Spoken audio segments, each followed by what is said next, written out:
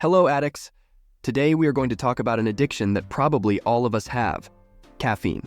That's right, that substance that transforms morning zombies into functional human beings.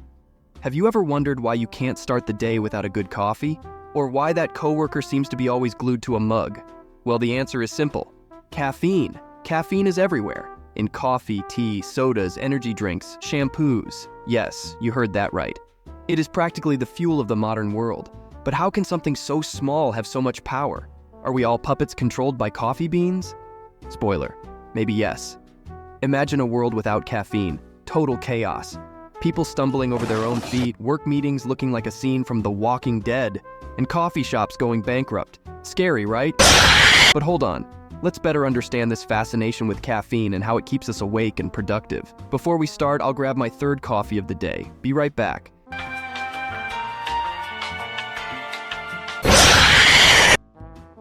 Legend has it that it all began in the 9th century when a goat herder named Kaldi, back in Ethiopia, noticed that his goats were dancing and jumping with joy after eating some red berries.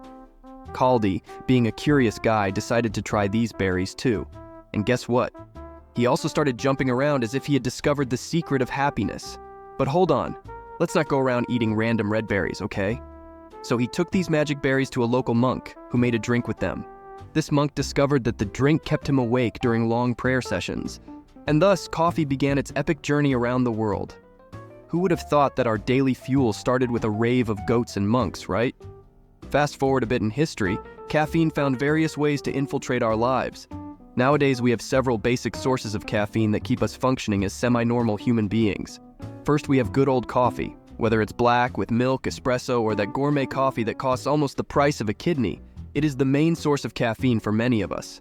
Then we have tea. Yes, that tea your grandmother always offers when you visit her. But don't be fooled. Some teas, like black tea and green tea, are full of caffeine too.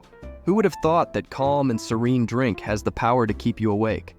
And of course, we can't forget about sodas and energy drinks.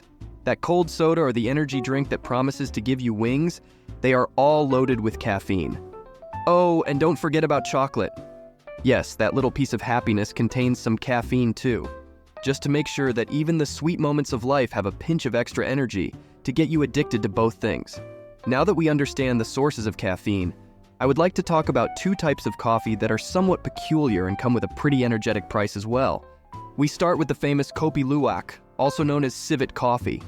This coffee is produced from coffee beans that have been eaten and then excreted by a civet, a mammal found in Asia. The digestive process of the civet breaks down the proteins in the beans, supposedly resulting in a smoother and less bitter coffee. Because of this unique process, a cup of Kopi Luwak can cost a small fortune.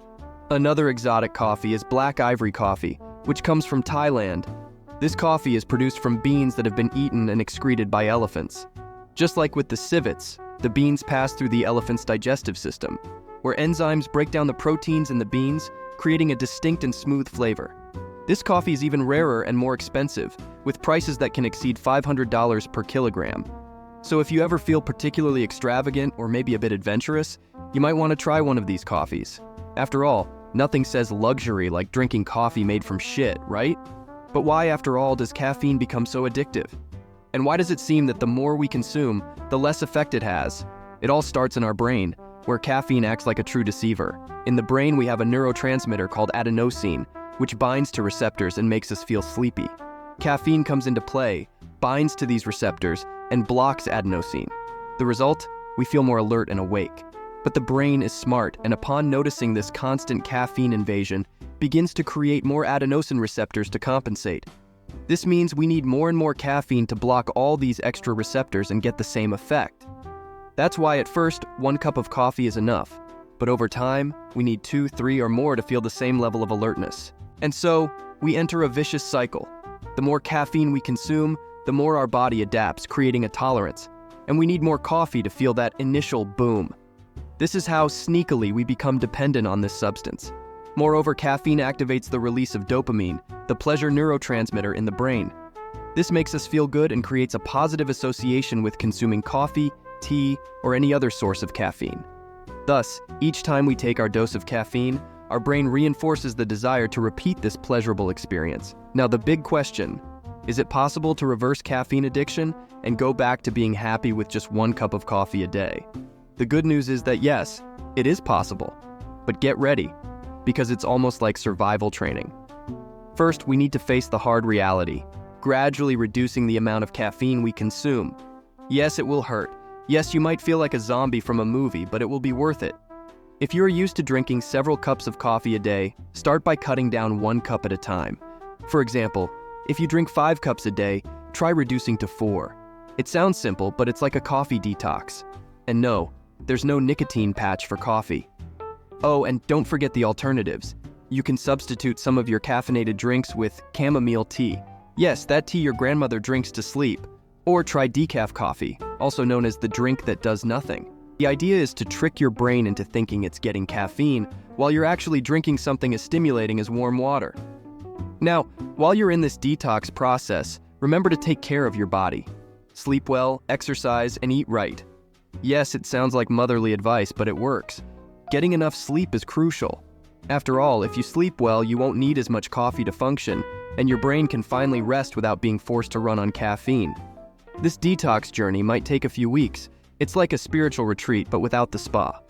Over time, the adenosine receptors in your brain will return to normal, and you will start feeling the effects of just 1 cup of coffee again. And who knows, you might even get that morning energy without feeling like you were hit by a truck.